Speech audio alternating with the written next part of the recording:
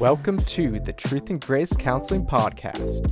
Truth and Grace Counseling exists to provide clarity from a biblically informed perspective in order to help individuals engage life faithfully. Let's go.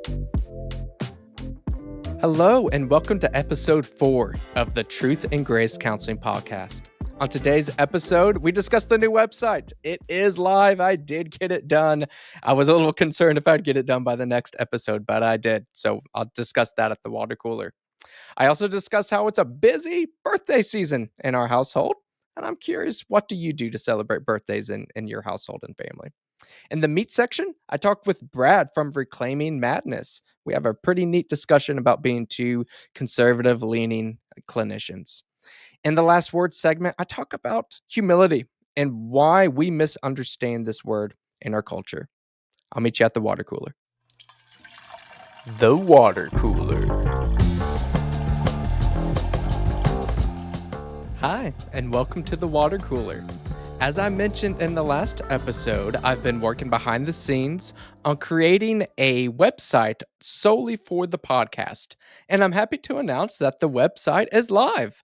It is truthgracecounselingpodcast.com. I'll have Ian go ahead and put that link down there at the bottom of the screen there. Super excited about this. I've put quite a bit of work into it, and I'm excited to have a little bit of show and tell already.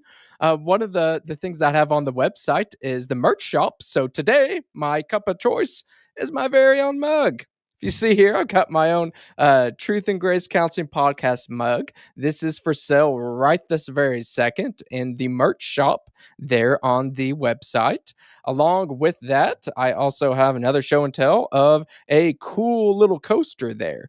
So Truth and Grace Counseling coaster, again, for sale there in the merch shop. I have a few other items there for sale as well. There's a t-shirt, a journal, I have a tumbler, and another just Truth and Grace Counseling mug that I'm working on as well. So really excited about that. Feel free to give that a look. I have mentioned there on the merch shop that this is just like everything else I have in my practice. It's 10% of all proceeds goes to CARES Pregnancy Center in Duncan, Oklahoma. So again, you're not just supporting me; you're supporting some women and men that are needing some help with their unborn children. So it's going to a good cause.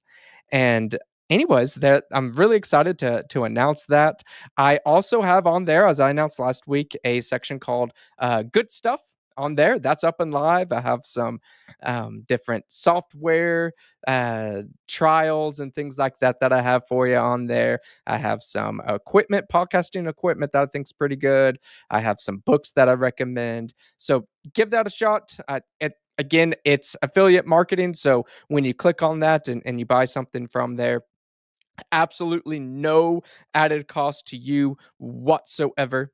But I do get a little bit of a kickback from that. And like I said, 10% of that goes to CARES as well. So feel free to give that a look. I'm very proud of how it's coming out. It's still not a complete finished product, but I think it's going to be a really neat hub there for the podcast. So just some kind of extra talk. This is a very busy week in my household. We've had last week, time of recording was last week, had Valentine's Day, which again, it's not a super important holiday if you want to call it in our house, but it's enjoyable to spend some time with my wife. So got to have a pretty enjoyable Valentine's. But what makes this a more busy time is my wife's birthday was on the 18th of February. Mine is the 24th of February, and as I'm recording this, that has not happened yet. And then my dad's birthday is actually on the 25th. So we're just heavy in the birthday season. I even have a cousin that her birthday was on the 15th of February. So just a heavy birthday time, but it's a really fun time. We enjoy just celebrating each other's lives. Got to celebrate my wife's birthday, and if you know her personally, you won't be surprised that she got chocolate cake for her birthday. She is a chocoholic to the extreme. And anyways, it's just been fun to celebrate birthdays and just be able to have that little bit of time to reflect on another year in this world and just think of all the blessings that we have. I am really excited too that I've announced earlier that we're having another son. His name is Isaac. We got to hear his heartbeat for the first time. They tried to find his heartbeat earlier, and he's still. I think my wife is now 12 weeks pregnant, 12 or 13 weeks. So still pretty early on. So it's a little bit harder to find the heartbeat when they're that little, but just getting to hear that heartbeat, there's something, I don't know, there's something really special about physically hearing that. And not to get too far off in the weeds here, but to hear that heartbeat and to think that so many people want to end that heartbeat. That heartbeat is not a part of my wife. That is Isaac's heartbeat. And anyways, to hear that heartbeat and just know that despite how sick my wife is, and she is just such a trooper making it through this pregnancy, but uh, just so reassuring to hear that little heartbeat of his, that it's almost like he was telling his mama, like, "Hey, I know you're throwing up. I know you're not feeling good, but I'm doing fine in here. My heart's just going just fine." So, anyways, just a fun celebrating week for us in our house, of celebrating just the life of both myself and for my wife, and then also for my dad as well. Just a fun time. Let me know down in the comments below. What do you do for birthdays? Typically, we're a go out to eat or make a special meal, whatever your favorite meal is. I haven't even really fully decided what I'm doing for my birthday now that I think about it. And anyways, we do that. Get meal, get a cake or dessert, or typically my dad and I, we like to get pies. We both like lemon pie quite a bit. Just a special thing that we don't normally do. And then gifts are usually pretty tame. I'm my my mom's gonna buy me Octopath Traveler 2. That's a new RPG that's actually coming out on my birthday. So nothing too extravagant, but anyways, just something a little bit different, a little bit fun. So let me know down in the comments below, what's your family like? Do you really make a big deal out of birthdays? I know some families that it's a huge deal. You throw a big party for birthdays, and I know some other families that they don't really do anything. It's just, hey, happy birthday, and then that's about it. So yeah, I'm just curious. Let me know down in the comments what your family likes to do, and what you feel about with birthdays, or what you do with your kids for birthdays. One other thing, just kind of a water cooler type of talk that we got going on.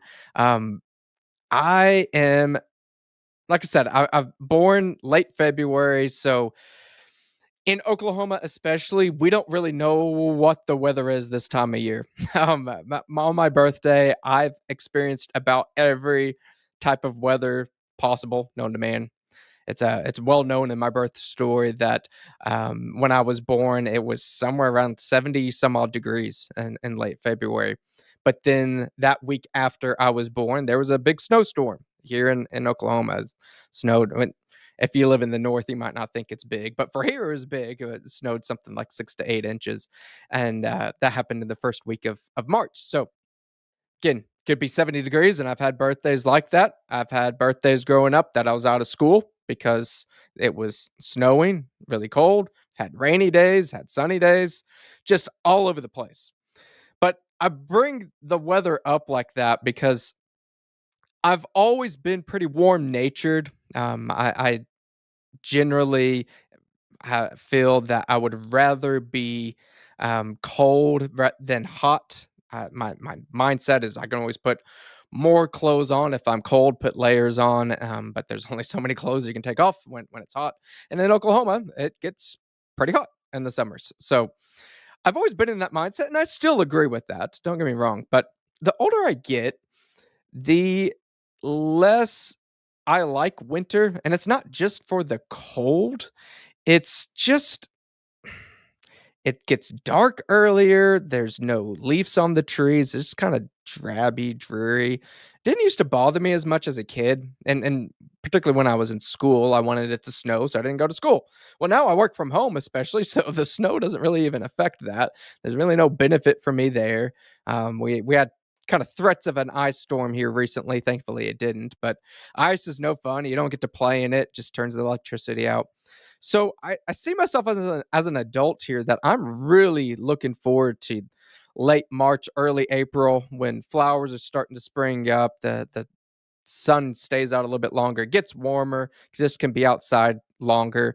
And again, it's not like I hated the springtime when I was a kid, but just have really noticed a shift in the last year or so that by this time, by my birthday, I'm really starting to want spring to come. So I'm curious to hear from any of you if you're that way as well. If you have had changes in your preferences of weather, if as you get older that you see any differences, or have you always been that way? Have you always just been like, let spring come? I'm tired of winter. Or maybe you're the opposite. Maybe you love winter. You just want more snow or more cold and don't like the spring. I don't know. Just curious to hear from you.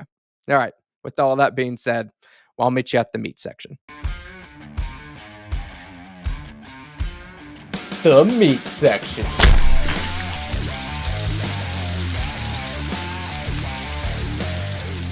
On today's meat section, we have Brad here. Brad is originally from South Dakota. He went to basic training, was active duty Army at Fort Knox, was deployed 2 times. He's a former corrections officer and went to the University of Cincinnati for his master's degree. He is married with 3 dogs. So, Brad, it's great to have you on the show today. Oh, thank you so much. I appreciate you. I feel like you should be like, come on down, choose the box. Absolutely. Okay, so just shared with this off camera with Brad. If you've listened to the podcast before, you know this is called the meat section. So, I'd like to start off with a very serious question of what is your favorite type of meat? Well, I would be remiss if I said anything other than steak, of course. Now, of course, Okay. if you get anything medium rare, but if you're a person that says that you eat a steak with any sort of sauce, you have serious issues, and I could help you, but I would have to charge you double for your delusions. I think you would get along really well with my dad. He is the grill master around. I was raised, I think, very well. Was definitely raised medium rare. I've had family members that are like, oh my gosh, you're gonna get sick because there's a tiny bit Uh, of pink on there. So yeah, we don't talk to them no. much. Excellent. So steak. Now, are you do you go with steak like with say that there's like I don't know steak nacho option? Do you always go with steak there, or does is it just kind of your typical steak dinner? Oh, okay. I mean, I see what you're saying. So, I mean, I guess it would really just depend on like what the option would be. Now, of course, if it's tacos, of course, then it's going to be ground beef or something like Yeah, that. But yeah, if I see steak tips on like nachos, I'm like, yeah, absolutely, I'd rather go with that. gotcha. Yeah, it's steak is one of those things for me that don't get me wrong, I love me a really good medium rare steak just like you, and that sometimes I'm in that mood that I just love it. But typically with something that is yeah, Mexican food or something like that, I would rather just go with beef or chicken or something like that. I asked Have you that ever? question because I was going to ask you, have you ever had buffalo? I have actually. Now I'm in Oklahoma, and there is a place fairly nearby here that actually serves buffalo burgers, and now those are really good. Yeah, oh yeah, there you go. Yeah. Okay. Yeah. So I'm basically, by and large, if it's meat, I probably like it in some way, uh, form or fashion for sure. Cool. Yeah, heck yeah. Okay. So I think something that's really interesting about me running into Brad and just other people that I ran into on Twitter here recently is just you say the word conservative and mental health counselor, psychology, anything in that realm, and it's like, oh my gosh, it's the bat signal. People will flood to you because there's not many of us. No, So we wait in the wings in the darkness, ready for our call. Exactly. Tell me a little bit just about your journey. Sure. So, I, as you said too, I'm originally from South Dakota, and I don't have that accent anymore. When I went to basic training, I went to basic training with a bunch of country boys, and they teased me mercilessly for this, and so I made sure to eradicate that from my overall persona.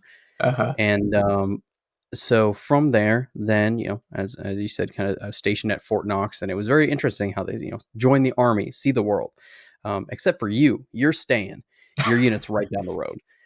So yeah, I was a cavalry scout when I was active duty, and then deployed 6 months after basic, or after basic, and got to my unit. And then from there, my contract ended, and I originally wanted to go to school, and I did get into UC for business management and marketing. I really loved selling things to people. That's what my jobs were before I got into the military, all throughout high school. Mhm, And while I was good at it, I felt empty about it. I was very mhm, soulless. It just had no meaning to me. And so I got out, ended up joining the National Guard for a little bit. I tried to go back into active duty. And during this time at UC, I was in the RTC program trying to become an officer. And during this very small, like 2 month stint, the military got a stick up their butt about tattoos. I have sleeves. This one on my hand is new, but I didn't have that. But uh-huh, yeah, I have sleeves. And so they pulled me in and they said, hey, we don't know if you're gonna get grandfathered in because they got mhm. super serious with the officers with tattoos. They were saying like you couldn't have any below the elbow. And so I pulled out and I ended up joining the reserves. And then a month later, the military was like, never mind, you can have all the tattoos you want. So, but yeah, in the reserves was actually more um, I where I started to begin to develop my leadership Mhm, and actually become more capable. And it's something I wish I would have done while I was active duty. Because when I was active duty, I mean, honestly, I was just a punk 18-year-old kid and who, first time on his own, complained a lot, and uh-huh. looking back, I'm just like, God, I would have punched me in the face. But no, and I'm super grateful too for that experience though, because if it wasn't for joining the National Guard, or not the National Guard, the reserves, Mhm, that I wouldn't have met my best friend. And my best friend, I owe a lot to who I am. And he really mhm. helped me develop as a person. He got me out of my affliction shirt and bedazzled jean phase. Um, a lot of who I am, I owe to him. And, but it was during my second deployment with the reserves is where my best friend tried to commit suicide. Mhm. Now, is unsuccessful. He's doing very very well right now. He actually lives right up the street. Wow. He's about to have another baby, and so it was there that I started to kind of find out that and think that a lot of people come and talk to me. And I Mm, don't know if it's just because I'm not as vertically gifted, so I'm not as intimidating, and maybe I'm just easier to talk to there, uh-huh. whatever it is. But I started to notice it then. And so from there, after I got out, I continued doing corrections, but any desire that I had due to just politics of not only police work but from the reserves, eh, it just took away any desire I had for law enforcement. So I Mm, didn't know what I wanted to do. And about 3 months after my second deployment, I got a call, and my cousin, who was active duty Air Force, did complete suicide. mm. And then to the cherry on top, so my sister, who is 7 years younger than me, she's active duty Air Force. She got stationed where he was at, Wow. like right after. And but it was, and it is why I very much my foundational work. If you ask any therapist, where's your home, and a lot of them will Mhm, be basic and be like person centered, and I'm like, okay, but for me, that's why I love logotherapy. It's finding meaning in suffering. mhm. And it was at my cousin's funeral that the light bulb lit of I didn't want families to have to go through this type of Yeah. pain. And I didn't want people who are going through that kind of headspace to continue to do so. And so what can I do about it? Yeah. And so I re-enrolled at UC, and my first intro to psych class, I was hooked within the field. And so then I got my undergrad at UC in 3 years, and then I selfishly applied to UC and only UC for my grad program because I didn't want to learn the layout of another campus. Fair And enough. everything just lined up. I went through the interview process and I got accepted, and so I graduated, had the summer off, and then started grad school. And in grad school is where I actually started to get into politics. I, Hmm. I was not into politics when I was younger or anything like that, or even when I was in the military. And the only reason why I started was because small, simple facts that I knew, like women do not make 70 cents to the dollar, were still being taught at a master's level program. Yeah. And I started to see things infect our work. Hmm. And from there, I started getting into politics. And then now we're here and just trying to, like you, be another voice of showing, hey, there are conservative mental health workers out there, but Yeah. hey, we're kind of getting shunned Yeah. due to, hey, we might have a different it might even be, hey, I just have a different belief about how you should treat that person, Right. how you should go about offering services to them. Yeah. I appreciate that story because it's we've ended up at um similar spots in life, but our path has been quite a bit different. In my situation, I went straight from undergrad straight into grad school. And when I say straight, Mhm. I literally mean I graduated on a Saturday and I started on a Monday. Like it Oh, was wow. immediate, no break. And it was good. Like I had a fairly enjoyable experience. And I graduated in 2013. So, um, it's not like it was forever ago, but it politics wasn't front and center every second of your day, quite like it is today. Yeah. And during that time frame, I would consider myself conservative, at least as opposed to liberal. But I would say much more I was apathetic. I just, eh, Yeah. e- everyone sucks. Let's just go on through life. And I think that because of that, in that moment, I didn't really have some of this confrontation. I wasn't really used to being that alternative type of thing. I was just like, whatever, let's just coast through life.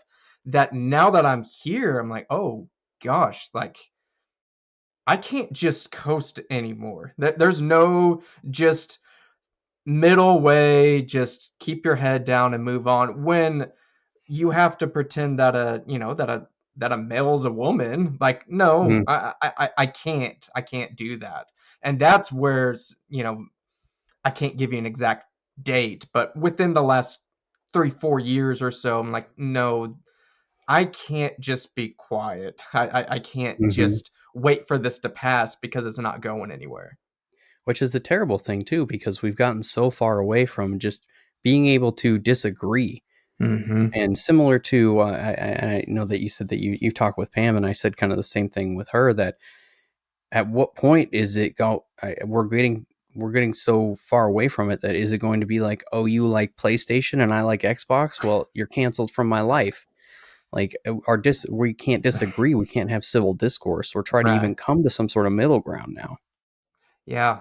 No, you're spot on, and one of the big issues on that, I think, and Pam and I had this conversation as well, that okay, the typical liberal conservative, let's just say 30 40 years ago, we have the same goal in mind, but the path we want to take is different. And that's where Which is that civil okay. discourse. Yes, absolutely. I think the issue is we're not even on the same course anymore. Again, if we can't tell boys and girls anymore, I mean, what do we have in common? And that's scary. Yeah, I think that you make a very good point there, that common ground. And something that I think is a big part of that is that faith and spirituality is Mhm. missing from kind of the heart and soul of most Americans, Yeah. and most people in general. And even if somebody says that they have some sort of faith or spirituality, they're not really connected to it. They Yeah. act like it's just part of a stat of their baseball card. Yeah. And a big reason why I believe that is I have a very good friend who is he's very much on the liberal side, but we're both Christian, and Mhm. we both can get along, and we're cool, and we can come together on that common ground and say, hey, we still disagree on other things. Yeah, but you have that in common, and not just, yeah, we like the same baseball team. That's still common ground, but your spirituality, that is, it goes deeper than that. That's a part of Hmm. who you are. And Hmm. as long as we have this almost religion of scientism, that I mean, there are people that I think, I say this somewhat jokingly, but really seriously, they would view Dr. Fauci on almost like a prophet type of level, and Oh yeah, that's, yeah, that's not it's healthy. and uh, I actually did an episode on this. It's a shameless plug, on my channel. But and while not saying that I believe it's going to happen, just the comparisons of how Rome fell and Mhm. how their leaders they would put some of them at this demigod type level, that they would worship them, that they were the ones who would control everything and put them at those levels. And that's what we're doing with a lot of politicians, and Yes. particularly those who are not politicians and shouldn't have been politicians or be given that power. They're just placeholders. But it's eerily similar to how a lot of the things that are going on in America are Mhm. very similar to how Rome fell. I've heard that comparison before. I'm talking, 15, 20-ish years ago, and I was always like, yeah, I mean, there's some similarities, but okay, we're in this modern era. We're not Rome or whatever. I, I, at this level, I don't see how you could disagree with your assessment there. I think you're spot on. And the question is, what what are we gonna do about it? Are we going to have a nihilistic type of standpoint of, well, we're screwed. Let's just sit back and see it happen, or are we going to act, or are we going to try to do something? I would say that I think that we are getting gearing more towards that hedonistic and groupthink mentality, that very Mhm. tribalistic. Yeah, And even on the conservative or Republican sure. side, I mean, we can get caught in that trap from time to time. I mean, even look at I don't know if you've seen it, but the recent debacle between Steven Crowder and Daily Wire. Yes, yes. So we even have those offshoots. But I would say that it's the best thing that we can do is still hold our opinions and try to change the minds of people, or at least get them to see the other side. Yeah, Still say why we believe these things, because if we just stop and try to build a wall between the other group, we will yep. continue to get nowhere and continue to just drive the wedge further and further. Absolutely, no doubt. On that, I've been beating this drum pretty loudly lately of just the absolute necessity to get out of that silent majority type of mindset. It I think it was a bad strategy from the get-go, but now you can't you can't just sit there and be quiet. And again, you don't have to change your personality. You can be nice about it, present your mentality. They may call you a bigoted loser or whatever, but say something. And then from there, once you've said your part and they do whatever, okay, you did what you could. You can't save everybody, but say something. I think that the part where it's become particularly where it's kind of I'm drawing just a lot of comparisons to my conversation with Pam, because it's Mhm. making me think of some of the things. But I said to her that it almost feels like conservatism is becoming the new punk rock. Mm. Like it's the outcast, it's the Yeah, side only, yeah. like the weird people are doing that, but it I the thing that where it's becoming difficult to speak out or even have an opinion these days is because people will now go for your job. People Yeah. will now go to your family. People Yep. will try to swat you. Yeah. Normal people, just for having an opinion. People will even people have gone to the lengths of saying that if you support a video game, then you are hurting this specific demographic of people Yep. just because I buy Yep. a video game. Eh, And so that's where it's become so difficult to speak out. Yes, when you want to, but Right. not everybody has that luxury. Sure. Sure. And that's actually something that I've had to rethink a little bit. I won't go too deep into this, but uh, had a, we were talking off camera. This is very new to me being out in the online space, and had a video about pronoun stuff. I stand by everything I said in it, as far as the meat of the matter, the approach, going for more of a lighthearted type of feel, and it got taken up by some local activist. And again, I'm in Oklahoma, Southwest Oklahoma, rural Oklahoma, about as conservative as it gets, and even here, it's like that Wow. outrage. And it was at that level, like if I'm a Crowder type of person that big, I probably would just say forget you. But I'm at Yeah. that level of like, okay, is this the hill I want to stand Mhm. on the issue of pronouns and gender stuff? Yes, I will stand on that. On the issue of a goofy video, no, I wasn't willing for that one. So I've realized kind of what you're saying there. Yeah, I need to speak out, but let me kind of be like a boxer here. Let me be a little strategic in what punches I do throw, instead of just trying to throw haymakers, because that's Yeah. probably not going to work very well. Very much so. I mean, even on my channel, I think that you and I are kind of taking that similar approach, just in different formats. Yours is to be more lighthearted and maybe Hmm. be a little bit more funny. Mine is like I try to at least come to a kind of unifying voice, even though I will outrightly make a joke or do a Yeah, small jab at the other side. At the end, I still try to do a kind of unifying message. sure. And but like what you said too, being such a small fish, but yet somehow I'm such a small fish, but this person can pick this up and try to do something with it. I mean, Yeah. my first TikTok that I had, I was only at like 2K, and like every video I posted it like after I hit about 2K, because it actually started because when What Was a Woman came out, the documentary, I did a highlight reel Mhm. of Jordan Peterson from Yeah. that, and it got a lot of views. And from there, it was like I remember the first one I did was I did like a black and white just photo or a video of Joe Biden, and I did like the overlay audio from Jaws, like black as doll's eyes, and it said it was bullying. And from Uh-huh. there, it was like everything I posted was it had an issue. And then eventually, Yeah. I woke up one day and I checked, and it was just gone. No warning, no nothing, Mhm. just completely gone. Yeah. And stuff like that will kind of kill your drive for trying to speak out about stuff. Right. Right.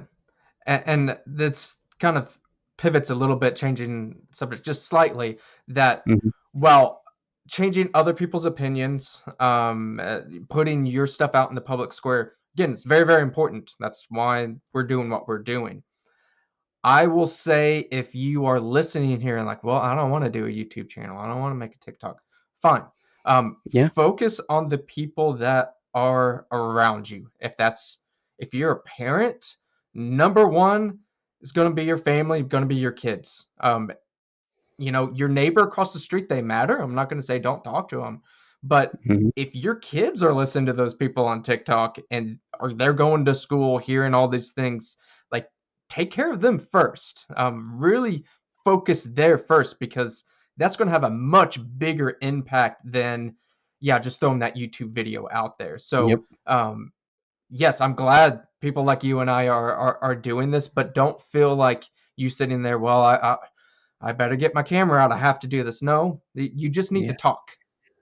And trust me, you you probably don't want to do this. It's a pain in the butt to start and get set up, and then you start Yes. to learn about lighting and angles and all of that. But Yep. no, while I say that jokingly, I also agree with you from that perspective. You know, it is very important. Even when I run groups, I talk about this of surround yourself with people who want the best for you.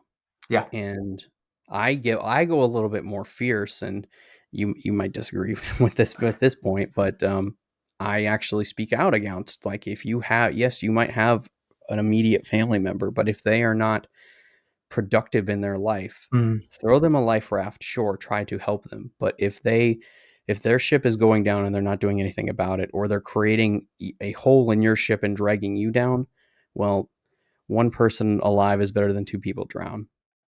And I don't care concept. if it's a family member or if it's a friend of 20 years.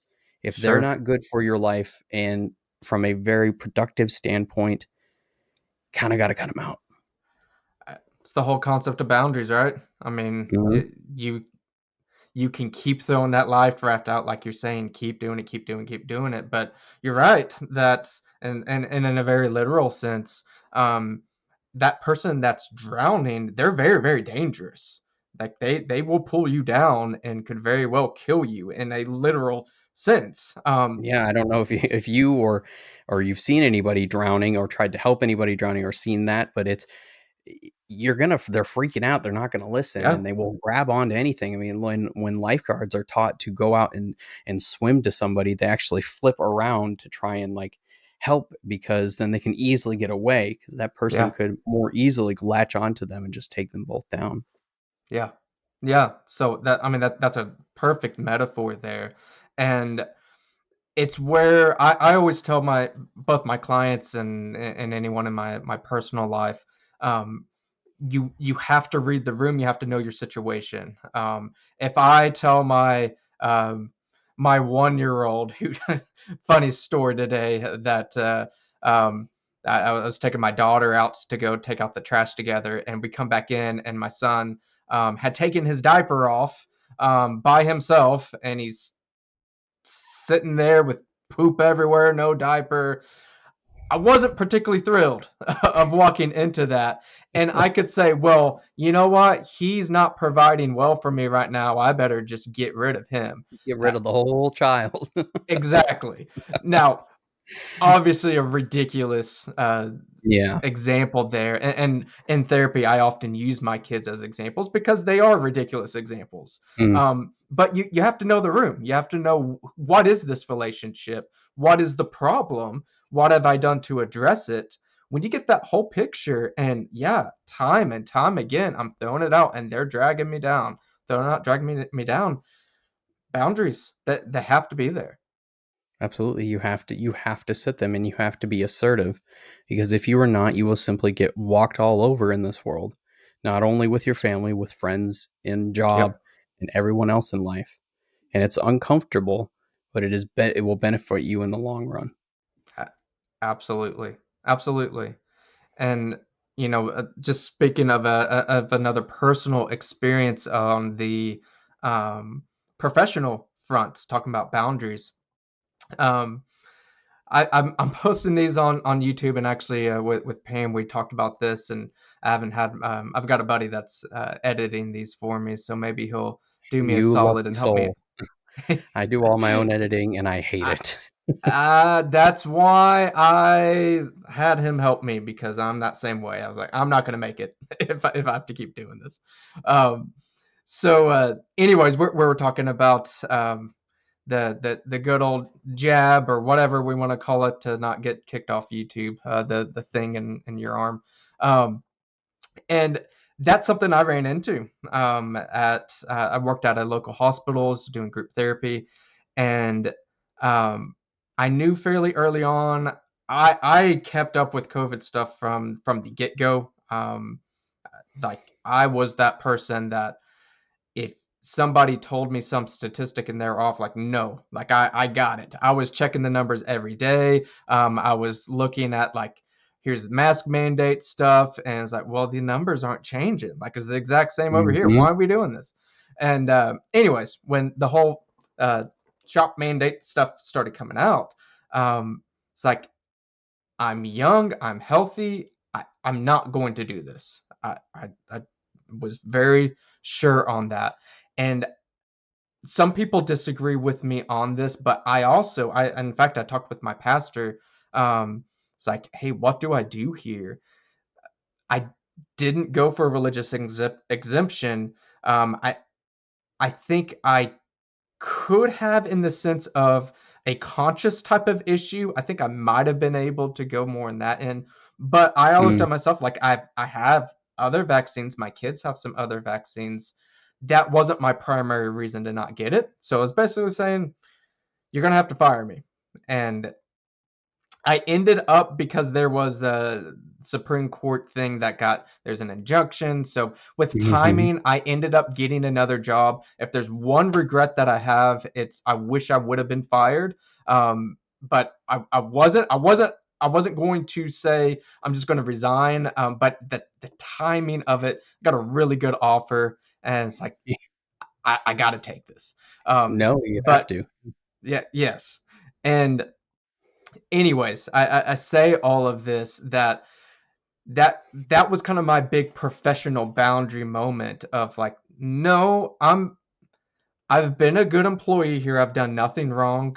Um, I'm not gonna do this just because you tell me to do it. And unfortunately, I feel that the longer this goes, being proved more right every single day of not doing this. And I just see this as being a problem for, honestly, probably for the rest of our lives, of there being some type of fallout from these policy Oh, yeah. positions. No, absolutely. It's going to be fascinating, and I say that not necessarily in a good way, Yeah. but in 10 years, what we will see with the data, I mean, everything from what the vaccines will do to the impact that it has had on those not vaccinated to the impact of the development of children.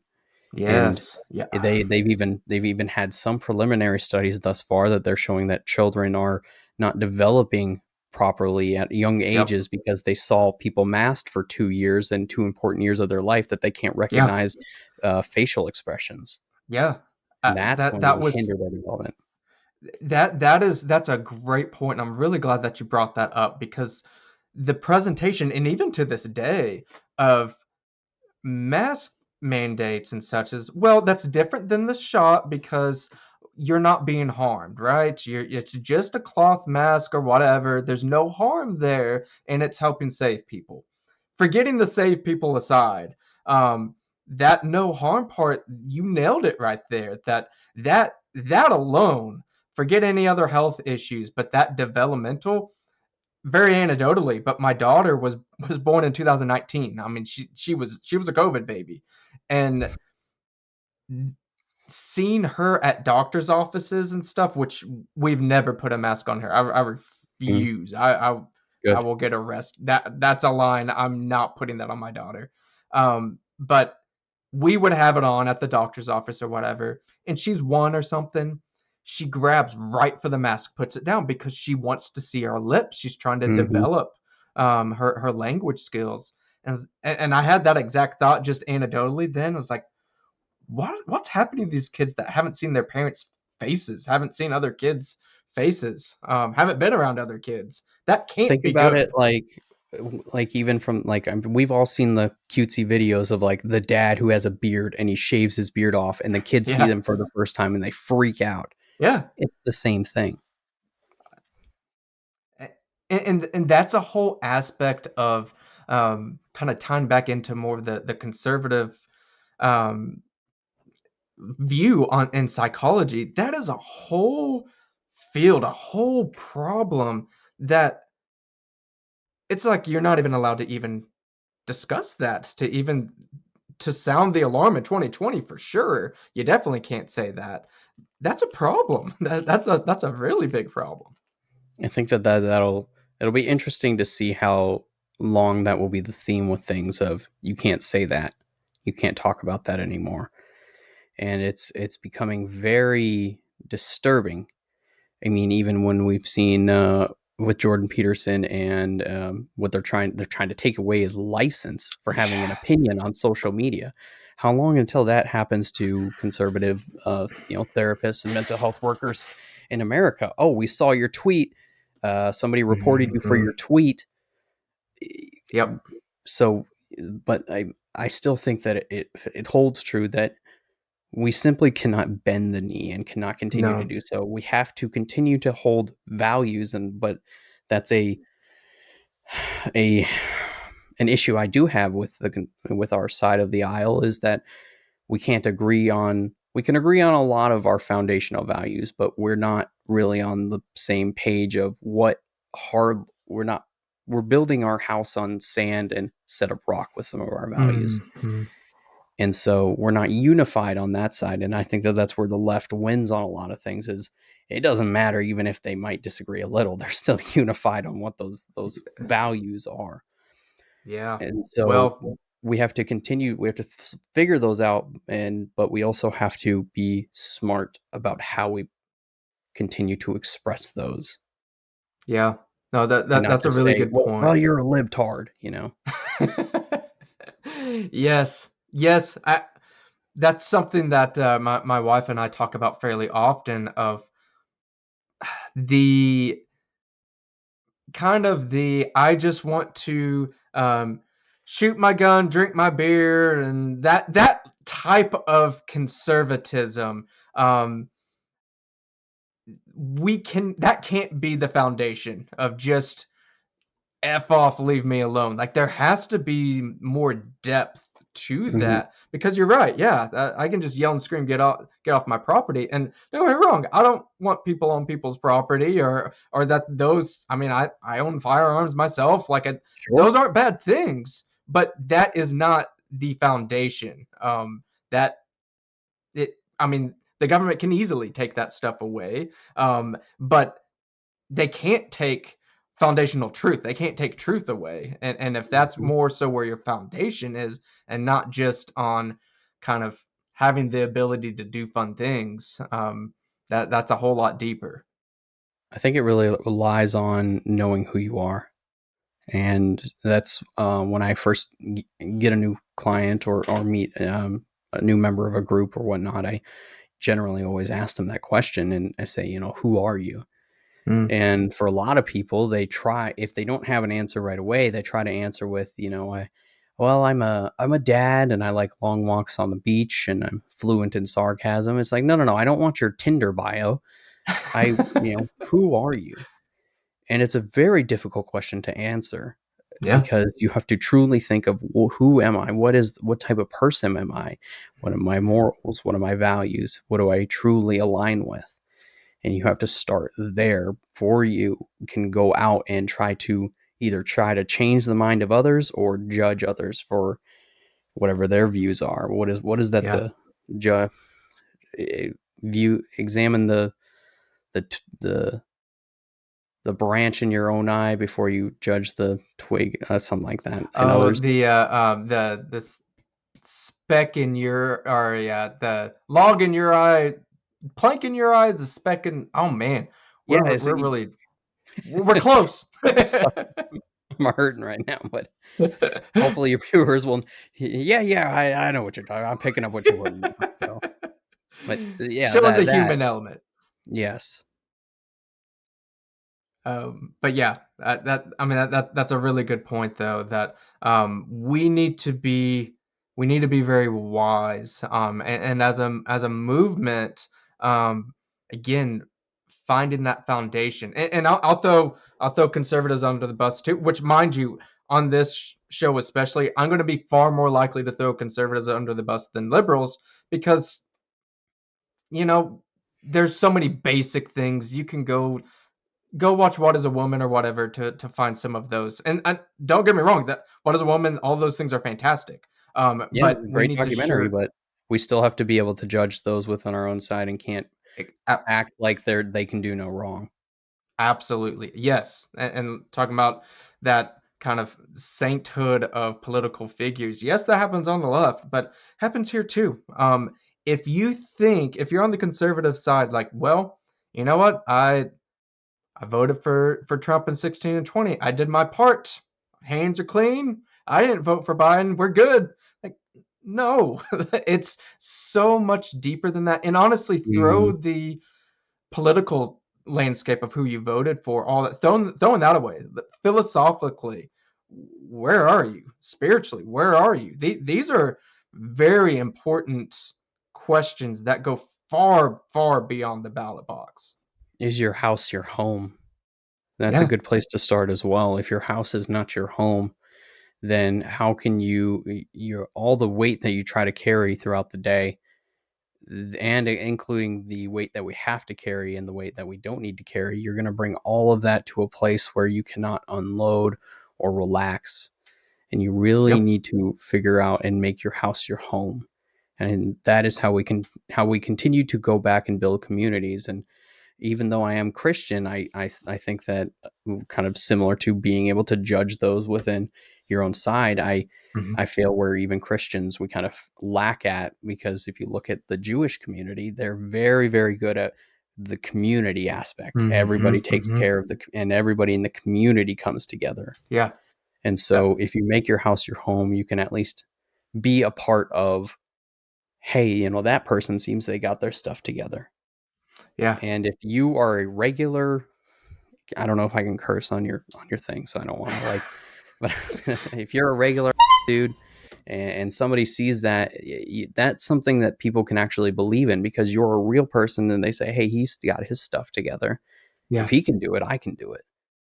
And it makes it real, as opposed to just watching, while I find them incredibly valued, some motivational speech on YouTube, at least emboldens that and makes it real in your own life. And then you can continue to spread that out. yeah, that absolutely. That's something on the community angle. Um, my wife and I, for various reasons, I won't get too much into this. We switched churches. It was actually in the middle of COVID, and um, that community aspect has been so incredibly important. Um, I have not been in a church before to where not just, hey, here's the pastor that I know I can talk to. Like most churches have been in, I've had that, but not only during during the whole mandate issue. Not only did I know I could talk to my pastor, I also had that confidence that he's going to answer me quickly. And it was like that next day or day after that we're having breakfast and we're into this. Um, Wife is pregnant right now. She has awful pregnancy, sick basically the whole 9 months, Mm, and we've had women from the church helping clean, um, giving us meals, things like that. And again, just not just them doing that, that's nice, but that confidence of yeah, they will. And they you want can't to. they want to, exactly. You can't replicate that. You can't fake that. Maybe you can fake it for like a day, but true community, it's there and it's always there. It's always present. And it goes both ways. We can go and help move pianos and all the fun stuff like that. You cannot understate the importance of community. Incredibly important. Yes, absolutely. And if you, what is it? It's a similar aspect, at least from my perspective, that I try to look at it too, is how they say, it takes a village. Mhm. In a lot of ways, it does. And a lot of people think that it might even hear us talking about this and say, well, that's a lot of work, and it is. But at the same time, it doesn't have to be, Yeah. because Yeah. similar to figuring out who are you, it's also, what is your meaning in life? Mm. What is your purpose? That doesn't have to be a big grand production. A lot of people think that it does. It simply does not. You can have several different aspects of meaning in your life. Yeah. But if you are start with the basics of knowing who you are and say, hey, doesn't take a lot to be a decent person. I want to be a good husband. I want to be a good spouse. I want to be a good brother, a good friend. That can mean something to you and be a part of your meaning. Yeah. Yeah. Reminds me of a conversation I've had with a buddy of mine. several times of with marriage and having kids, especially. These are two that come up. Start with just marriage. There is nothing harder than being married. It's incredibly hard. And don't get me wrong, there are times where it is difficult. Living with Mhm. somebody, you're going to have arguments. That there are going to be times where it's hard, sure. But it's not the hardest thing in the world. It's incredibly joyful, and having that type of mindset of, "Oh my gosh, it's so hard. It's so much easier when you're single. It's so much easier to, you know, to not try for that harder job promotion. Just stay where you are. It's much easier." We overcomplicate things that Mhm. oftentimes, yeah, there's discipline, there's difficulty, sure, but it's not that hard. You can do it. You're just not allowing yourself to. It's well, that's the argument too. It might be easier, but are you happy? Yeah. Yeah. Uh, I doubt that you might feel like you're happy. Yeah, it is nice. mhm. Like, yeah, if I want to go buy this, I can. It's not gonna bring you meaning, and that happiness Yeah. is only gonna last for X amount of time. Yep. Yeah, and I like how you talk about meaning. And there's various degrees of meaning. My son, my daughter, my wife, they have an incredible amount of meaning to me. My dog has meaning to me too. Like that's that is a form of meaning. It's just different varying levels of that. And 20-year-old self version of myself, I didn't have a wife or kids or anything like that.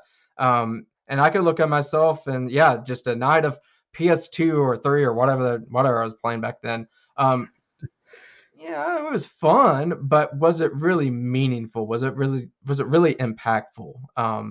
And you've got to look at yourself where you're at in life and truly realize, like, is what I'm doing on a day in day out basis, is it meaningful? And if it's not, what can I do about it? How can I change that?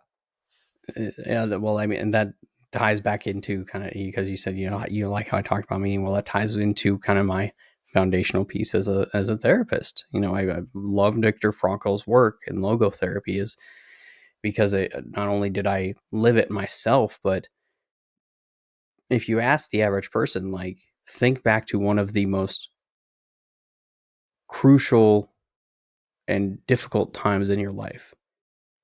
Is there anything meaningful that you can get from that? And most people would say Mm, no, but I would argue that there is.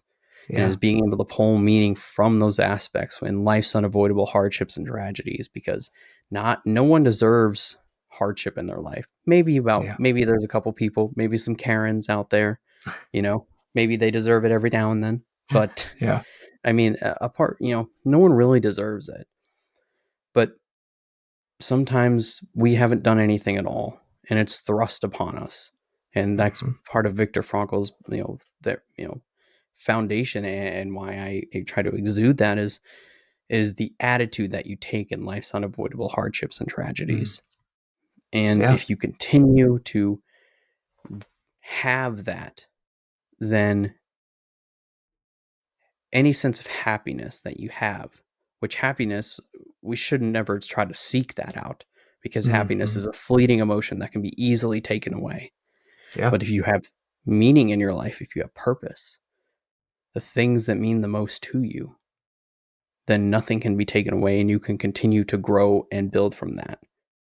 yeah, And if you always think back to the times in which you never thought that, oh, I'll never get past this, this is going to be the thing that does me in, but yet hmm, we always seem to do that. There's always somehow we always pull out. We make it, and that is why a tree who has its roots firmly planted in hell can flourish in the heavens, and that those roots start in the home. They start in the community. You have to plant something somewhere, and it has to be what is foundational pieces of who you are and what you believe in the community. And that all ties together to what we've been talking about this entire time. yeah. When you're sharing that, two former clients of mine and their stories that they came to mind. They were both in my previous job doing group therapy, and both were women, senior adult women that were unable to have children. One was never married, um, and then the other one was married, but some type of physical issue prevented them from having children. The one who was never married had very much this "woe is me." Don't know if she ever said this, but why did God curse me in this way? There's Mhm. just this very um, negatively focused mindset. This other woman, well, obviously, this came up on Mother's Day weekend, and she was talking about how that's a difficult weekend for her because she always wanted to have children, and Mhm. it's a struggle. So I appreciated her vulnerability, but then she shared this story of she volunteered in her church's nursery for years and talked about all of the children that she had the chance of impacting for years and years, and just thought how striking these two very similar stories, but the outcomes incredibly different because this one over here, she found meaning. She was able to impact kids despite not having them on her own. And I will never forget the way she shared that story because it's just so important to find meaning. And like you said, in those very hard, difficult moments. Yes, you have to, because at the end of the day, the world owes you nothing. And I say Yeah. that as a therapist who has those hard days too. There are absolutely days myself where I'm like, F it, man. I'm done. Like, why do they get to have this and I work hard? And Yeah. we all do that. We all fall into the Sure. why do they have that? I work hard, and or why does this happen to me? But the world owes you nothing. Yeah. But if you go out and you try to seek what do you have control of, and we talk about that in therapy, you can control what only you can control. And if any of your Right. listeners have had therapy before, they probably are rolling their eyes right now because they're like, "Oh yeah, I know." But it truly is. If you think of what you do have control of, I'll bet you will be surprised of how much control over things you really do have. Yeah. Yeah, it's interesting. The more you dig into that, it's you find it on both levels. You find out how much you do have control over, and it's more than you thought, and then you realize how little control you have, and how that's more than you thought. Both of those happen, and that's actually a really liberating moment because that kind of going back to presenting some of your beliefs and being open with that feeling, but realizing how they take that. I'm not responsible for that. I was responsible for sharing something. That's Hmm. liberating to not have that weight. And it's also liberating to realize, you know what? I feel down today. I'm not in a great mood, but I'd probably feel better if I go take a walk. That's liberating. That's a good thing to have that realization. Yes, that understanding of what Carl Jung describes as the shadow self, Hmm. knowing that part of you that and when it comes up and how it manifests, that part of you of when you're feeling like a decent day and when maybe you decide, you know what, I'm going to get out of the house. I'm at least going to go down the street to the gas station and get a soda. But you get your keys, and then I don't know if you felt this, but you get your keys and you're gonna go to your car and there's like a switch and you're just like, you know what, I'm not gonna go. I'm not gonna. Yeah. I gotta get in the car, start the car, back up, Uh-huh. drive 2 minutes down the road. Oh, it's so much work, and it Uh-huh. feels like it's just so intense. And that's what I describe with my clients. And the reason why I use that example is because that's what it was like for me, when I tried to understand that part of myself and that shadow self of Yep. that part of you that wants to take control. But that's the thing is, the shadow is only a shadow. It is not the thing that is being cast on you. Mm. You are casting on it. Yeah. Yeah. That's exactly it. And I mean what you described there is extremely typical. And I've had similar things in my own life. But definitely those that are struggling with depression, Hmm. very, very typical. No, you can't do it, or I'll do it tomorrow, or why even show up today? You're just gonna get fired anyways. Whatever those thoughts that come in, very, very common. But if we accept that as truth when it's really not, we're just feeding into that. We're making it that much worse. And yeah, I'm the same way. I try to really inject into clients of, okay, let's really evaluate that. Is that true? Is that true that it is a ton of work to go 2 miles down the road or whatever? I can't do it. And, I mean, there's some level of effort, but yeah, we can do it. And there are those times that we just have to push through, and that's not fun, but it's better on the other side. Absolutely. And I always say this phrase to my clients, but what is the most minute behavior change that you can make? Yeah, The most minimal thing that you can do. And let's just start with that. And yeah, I'm not saying that I expect you to do it every single day. And next time we meet, hey, did you do it every time? No, no. Try it once this week. yeah, And even if you're not in therapy and you feel like you're trying, like your life is a mess, but you don't know how to put it together, just start with that. What is the most minute thing that I can do? Can I put dishes away? yeah. Can I make my bed? Can I go to bed at the same time every night? Mhm. That's something I've really appreciated from my pastor. Every December during our kind of church meeting, we talk about Bible reading plans and things like that, which are great. My wife and I try to do it every year of trying to read through the Bible in a year. I encourage anyone that is interested in do that to do that. I think it's a great, great thing. One of the issues is though, is if you get so caught in on, well, it's January 21st, I have to get done my 21st of January reading. If I don't, then I'm a terrible Christian or whatever it may Mhm. be. And we get into that trap. Well, now it's the 28th and I'm still on the 20th. I might as well just give up. And you kind of lose the meaning there of trying to read through scripture. And my pastor has a plan that he always gives us every year. And it might have an official name, but he says something along the lines of just check the box. If you check 3 boxes a day, then you get done in a year. If you check one box, you get done in 3 years. If you just check all of them, eventually you'll get through it. If that's 5 years or 10 years, but you're checking the boxes and you're getting there. And I love that approach because it's not about getting it done in the year. That's great if you do, but it's about doing something. It's about getting that step closer. And you can take that not just in Bible study, but with anything. I've even had a client where putting the dishes away was too much. Well, can you do a dish? Can you do a plate? One I bet you dish? can do a plate. Yeah. It's incredible how that one plate can really change things. Yeah, absolutely. It's that what is it? If you improve yourself 0.2% each day, in 4 years you will be 100% improved. But if you do things to increase what I've called in groups is taking stock in you, if you invest in yourself, okay, I'm gonna make my bed every day. Okay, now I'm gonna go to the gym. Now I'm Hmm. gonna go out. And it's just small things that scheduling your days for the type of days that you want to have.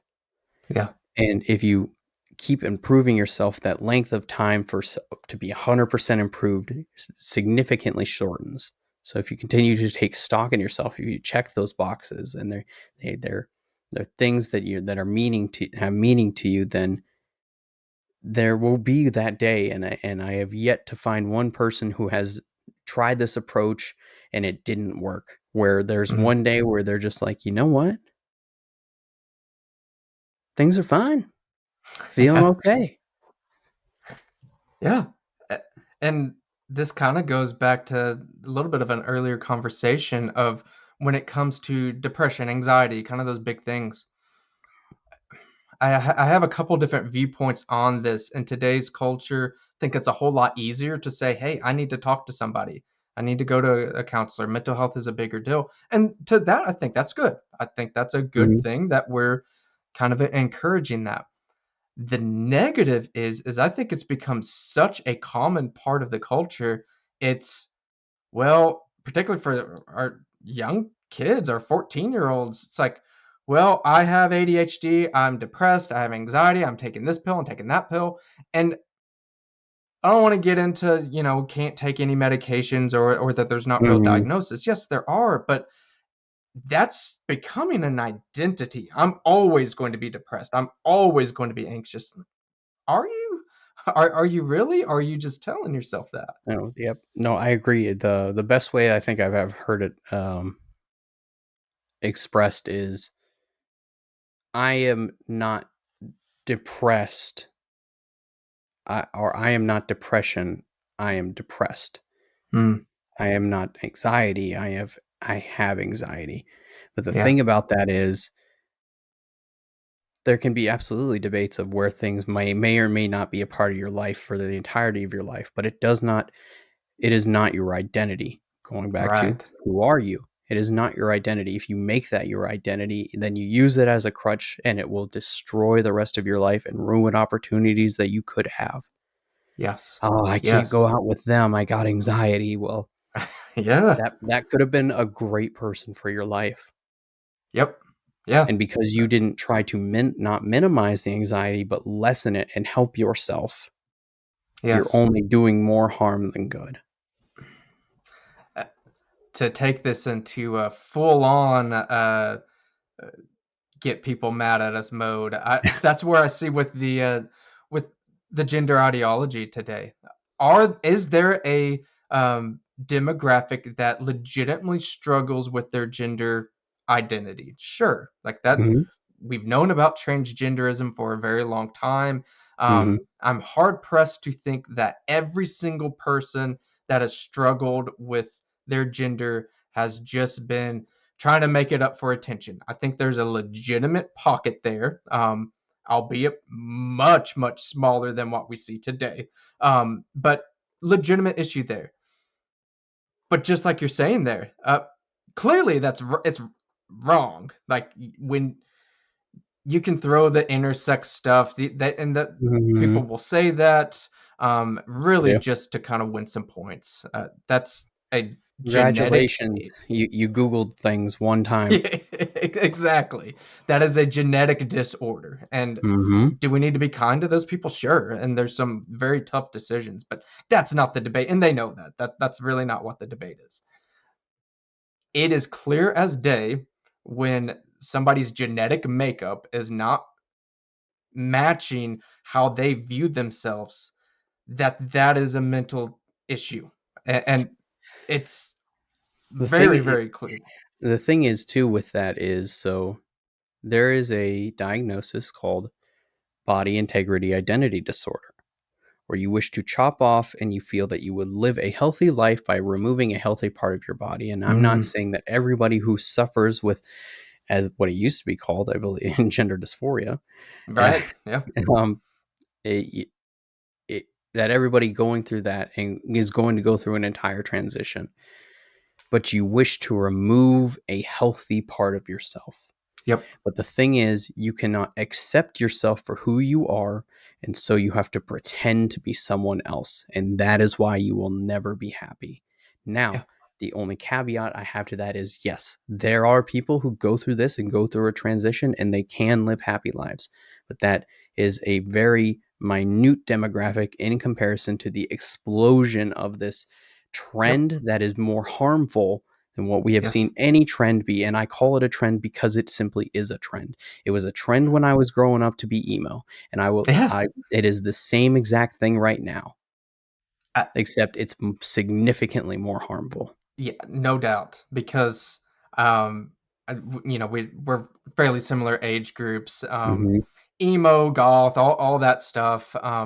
Every school had that, Yep. and I mean, there's probably some that are still in that scene, but not many. Hey, Like I get it. very, I very still few. listen to My Chemical Romance. You know, I when they got back together and we're gonna go on tour, I was fangirling it up. I was like, "Where's my skinny jeans? Where's my belt at? And my studded belt?" You know, I was right there, but I still know who I am. And that's Right. the thing is we have seen it in significant studies. There have been longitudinal studies that those involved in that type of, I'll even say, experience, even if they have a supportive family and they have supportive friends, and Mhm. even if they have a work environment that accepts them, they're still so depressed and have higher rates of suicide. Yeah. Explain to me then, if even if you have support around you, why your life still feels so empty and meaningless. You have everything that you desire, and yet you still have no meaning in life and you still have no identity. Yeah. Yeah. It's got to be something else.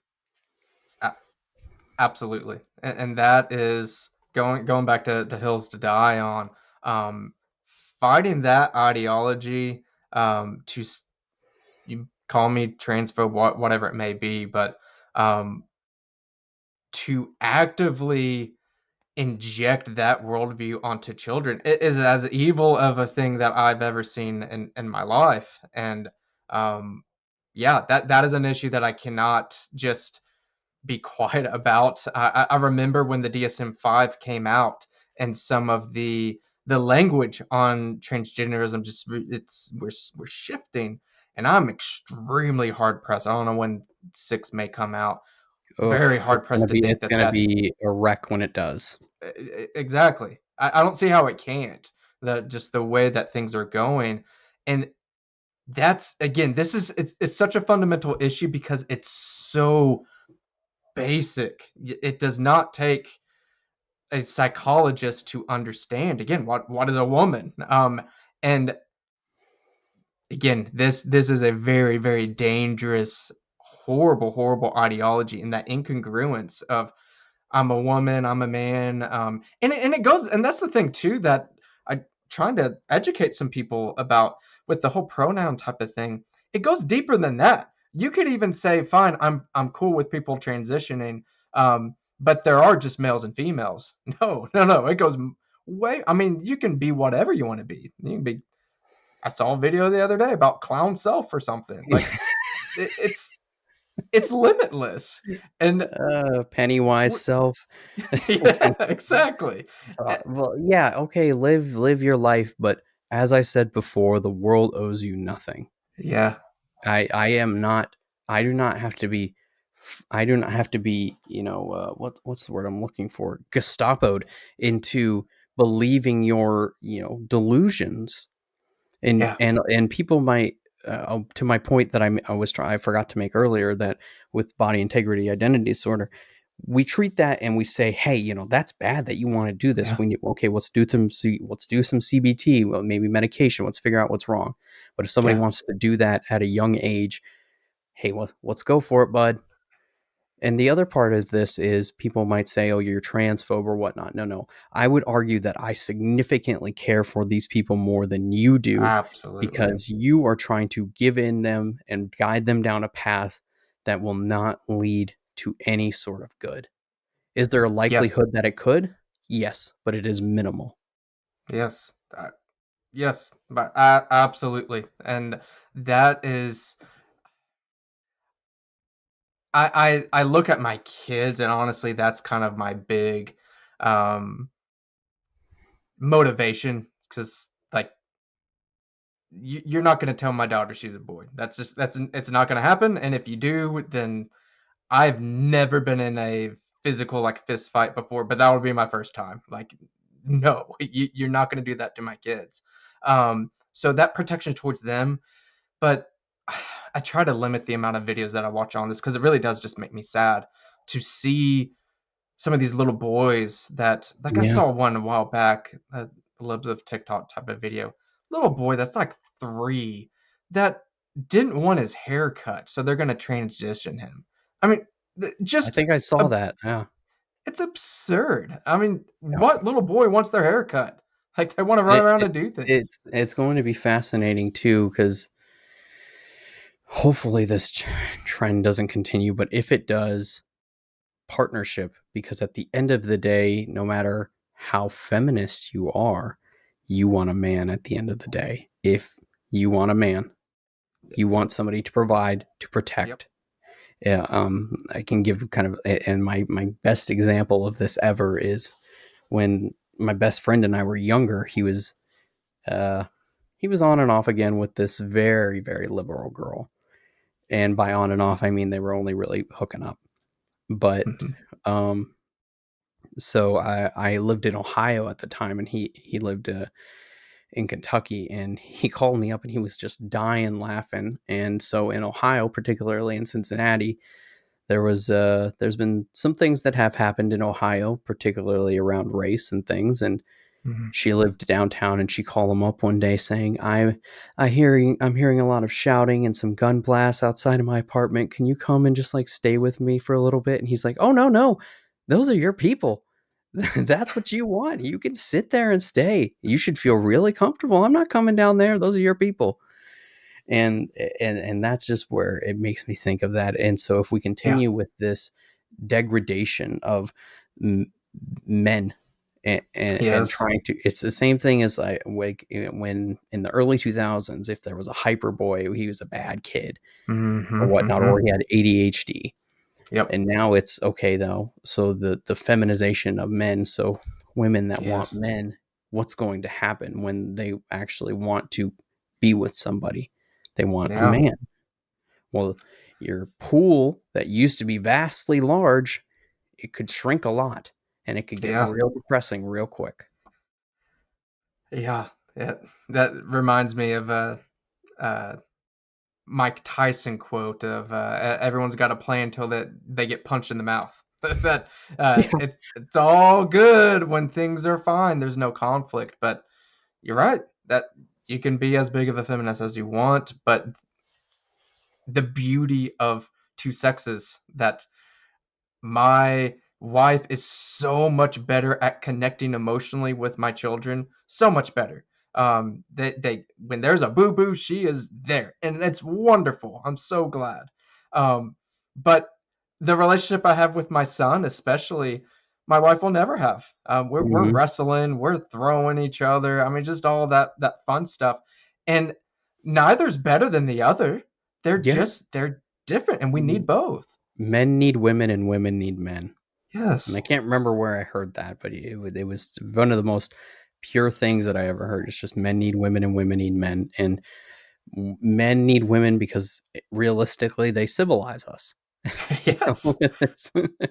They help it, and then men are there to provide and protect, and there are different ways to do that. I'm not saying that, hey, you need to go out there, and I'm not trying to be like Andrew Tate right now and be like, you gotta Yeah. get out there and drink some water. I can't do his accent, but Yeah. if I have some water, and but whatever, then but yeah, I'm not saying like get out there and go like get to the gym and things like that. Like you can provide and be and have strength in different ways. But Sure. regardless, there are certain innate qualities of being a man that are needed in a home. And that's why, Yeah. once again, men need women and women need men. And you bringing up Andrew Tate's, I think, a really good point. There's a reason why so many young men have gravitated towards somebody like him. He has valid points. And then he has other stuff that is just absolutely ridiculous, but he has valid Yes. points. Yes. And he's speaking into this void that, yeah, that's again where I pivot back to. I know you've made the point of your home. It instead of them listening to Andrew Tate, why don't you be the voice? Yeah. Why don't you step in there? It's so important. But yeah, as long as men are not important at all, and in fact, not only are not important, they are evil. Um, we're going to If see you more and continue more of to, that. I mean, that's why there's been movements, and I don't know if you've heard it, but like the men go their own way type of movements now. Yes. Oh, where men are not necessarily becoming incels, but they're just like, you know what? I don't need a woman. I can Yeah. keep doing all the things I want to do and still be a man and not have to be shamed for it. Yes. Which is It's sad. yeah, it's not a good movement. I'm not No. saying I support it, but I mean it's that's what we drive to, and so we have to. And I guess just to kind of bring it all together, and kind of like what we were saying is, really build your foundation, and you have Yeah. to figure out what your values are and truly believe in those and stand firm to them. It's okay to have your mind changed on things. Sure. In fact, be open to it, but have a good reason to change your mind. Yeah. And if as long as you continue to do that, be a decent person, not add any more hell into the world than there already is, then you were at least doing your part. Yeah. Uh, absolutely. To kind of just wrapping this up here, if you had any type of advice, let's say especially for somebody that's like us, somebody that might be counselor in the psychology type of world, is more conservative, maybe they're Christian, maybe not, but realizing there's this trend going on that is not good, but I don't want to lose my job. I don't want to cause conflict. I don't know what to do. What would you say? What do you think they should do? Oh, it's very interesting being asked that question now from like this position as opposed to Yeah. normally I would be like someone asking that like but I honestly I would say know your home. And, and I say that from the sense of like how I said like my home is in logotherapy and but know what works and what has worked and don't be fooled into thinking that well if you just affirm this person that's the best case of Mhm. treatment. Be willing to ask those questions but do it strategically. And even if it's not if you have to be so cloak and dagger about how you go about your work, as long as you're not doing any harm Yeah. and you stick to kind of the foundational pieces of our work, Carl Jung, Alfred Adler, and all of these things, you'll continue to be a productive piece for in people's lives. Yeah. And stay true to who you are, and it doesn't mean that you're wrong, and it Mhm. doesn't mean that they're right either. Who knows? Maybe in like 2 years there'll be a shift and they'll say like, you know what, this is the right thing to do. If they have solid evidence, which I would be surprised, but Yeah. if there was, then okay, maybe I was wrong. But right now, I don't think that we are, and I think that as Yeah. long as we continue to stick true to what we know works, and I'm not saying be that old fart that's like, well, this is the way that we've done it for years and we're never going to change. Not like that. Yeah. No, Yeah. of course. Oh, you never want to be the smartest person in the room, and you don't want to become stagnant. Yeah. But there are proven things that have been proven to work for how many years. And so if you stick true to those things and stay true to what you believe in and continue to be a productive person for people, people will continue to come and see you and people will Yeah. believe in you just as much as you believe in them. Uh, yes. Absolutely. I think that is really solid. What I would kind of add to that, and really in conjunction with it, is talking about towards the beginning of what our talk of those boundaries. Look at that for yourself professionally as well. What is that boundary? If your work is saying you have to affirm XYZ's gender or whatever, and you decide no, that's a step too far. If that's what your decision is, stick with it. Mm-hmm. There will be heartache. There will be and I speak with that not in the gender issue, but on the vaccine side of things. Yeah, that had a lot of stress in my life, no doubt about it. But it was worth it because if I can live with a little bit of that stress and not knowing what my job's going to be for a little bit, but aside from all the side effects and all of that stuff, but knowing I did something because I was coerced, that sticks Mm-hmm. with you. It is Yeah. much better to suffer while standing on something solid than to get all the riches in the world. I mean, we can look at this in biblical situation. Judas got 30 pieces of silver. He got paid. That what was it worth it? Clearly not. Job, the book of Yeah. Job, and Job's life, everything was taken from him, but yet he still stayed faithful and was rewarded 7 times. Yes. And I tried is a hell of a lot better than I wish I would have. Yes. Because then Yes. at least you can take solace in the fact at night and lay your head down peacefully knowing that you tried versus I really wish I would have done that. Absolutely. So, all about courage, in general, finding ways to show courage, and it can simply just be saying, "No, I'm not gonna do that," and It's okay maybe to that's say all you no. do. Yeah, maybe it's just, you know what? I don't feel comfortable calling you whatever pronoun. I'm just gonna say how you doing. It doesn't have to go too much more complicated than that. Absolutely. Well, I really appreciate you having me on, man, and it's been a real pleasure and getting to know you and have this conversation, and hopefully we can do Yeah, this again in the future. absolutely. So, Brad, I'll kind of leave it with you as far as where people can find you and interact with you more. Yeah, so my channel's name is Rethinking Madness on YouTube, and then you can find me at Rethinking Madness on Twitter as well, and then I would say on TikTok, but I don't even post there anymore now, just because it's become too dangerous. Yeah. But yeah, find me there and look at my work, and if you can, hey, I just appreciate anybody that views you. If you don't like my stuff, but at least you give me a view and let me know what you think, that means the world to me. Yeah. That take that mindset too of like, yeah, if you dislike it, if you want to call me a transphobe, do it. I don't delete comments. Like, No, uh, I appreciate your comment. absolutely, Uh, man. Cool. all right. Well, thank you so much for being on with us, Brad, and everyone feel free to check him out. Thank you. The last word. Today's last word is humility.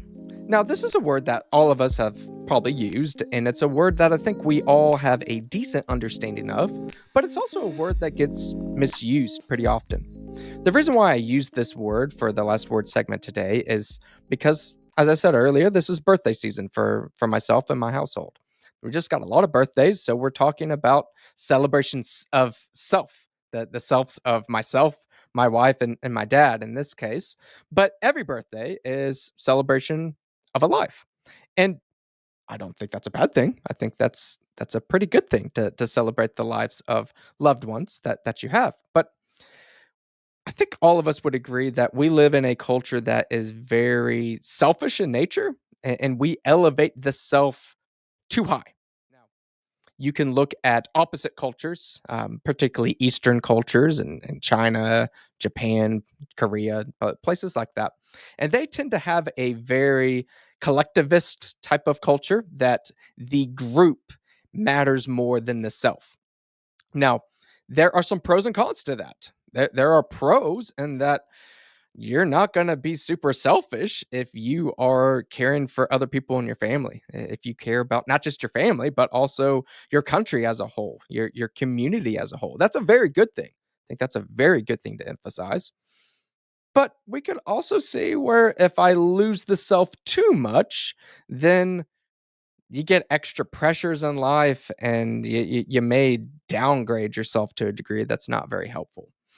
Now, in our culture, we are dealing with unprecedented levels of depression and suicide, quite frankly. And that's really, really sad. And you might hear me say, well, I just said our culture is kind of selfish. So isn't that going to lead people to think even worse of themselves and then lead them to be more depressed, to have the potential to commit more suicide?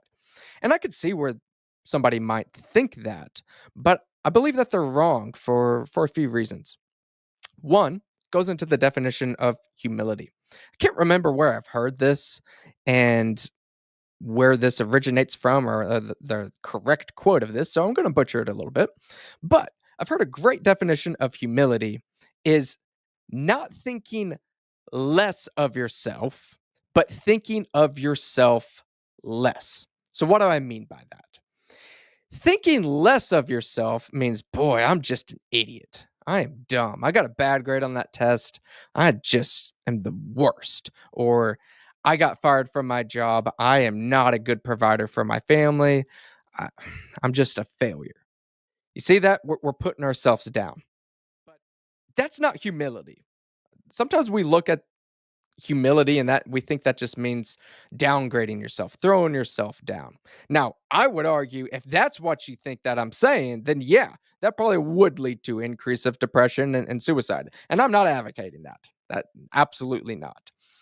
What I am saying though is that that's not humility because think about these examples here. I'm a failure. Look at how terrible I am. I. You're thinking of yourself. You're just thinking less of yourself. True humility means that you're not thinking of yourself as often. So that might mean, as crazy as this might sound, that might mean you have to think of yourself and take care of yourself, because that ends up meaning that you don't think of yourself more often. Now, I realize that just sounded ridiculous, doesn't make much sense, but let me break this down a little bit more. Have you ever been on an airplane? On the airplane, everyone I've ever been on, they show you those oxygen masks that come down in case of an emergency. And what do they teach you?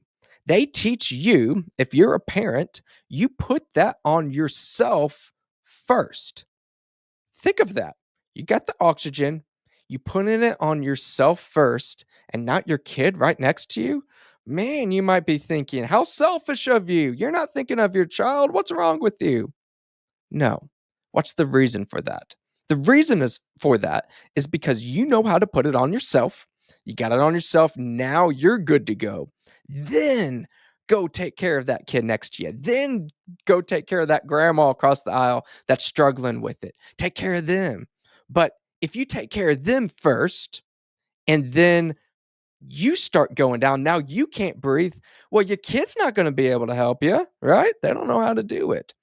Take care of yourself first, and then you're able to help other people in that situation. When you do a really good job of that, of taking care of yourself, whether that might mean taking the medications that you need to take, going out and taking a walk, getting your spiritual discipline undermined, making sure that you're doing your daily Bible study, going to church if that's important to you, making sure that you get those things taken care of. Guess what? Your life, I'm not guaranteeing that life goes perfect, but by and large, you get into a good routine, you do these good, healthy things for yourself. You're not thinking of yourself as much as if your life is in a mess. Let's say I let my body just go, I'm not exercising, I'm eating bad, and then I look at myself in the mirror, think, I look awful. What's wrong with me? That's not humility. It would be much more humble to actually take the time to recognize, yeah, I've got issues here.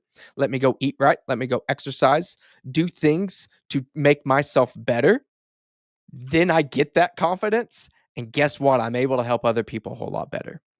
When you make yourself a healthy level of priority, not, and again, I'm not saying to think of yourself to where nobody else matters. That is not what I'm saying at all. I'm saying taking care of yourself in a healthy way, in a very appropriate way, that frees you up to care for others and to not think about yourself so often. So remember that when you're thinking about humility, when you're thinking about yourself, remind yourself, am I doing what I need to do to take care of myself? Are there things left in my life that I'm not doing or that I should be doing that would really be healthy for me? If there are those things and you're saying, well, I'm not doing it because that would be selfish, you need to be very, very careful. Being selfish means that I'm going to do something at the expense of somebody else.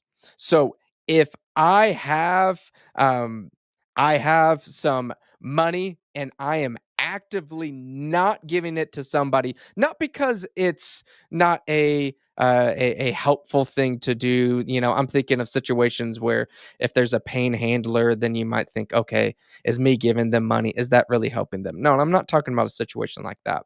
Let's say it's a family member, a friend that that if I helped them out financially, that it would be a really good thing for them. It would be healthy, but I'm actively not doing it, not just because I don't think it would be healthy, but because I could step on them on the way up for success. Maybe if I don't help them out, then they're going to fail. And maybe instead of a friend, maybe it's a coworker, maybe they will fail and I'll get that promotion instead of them.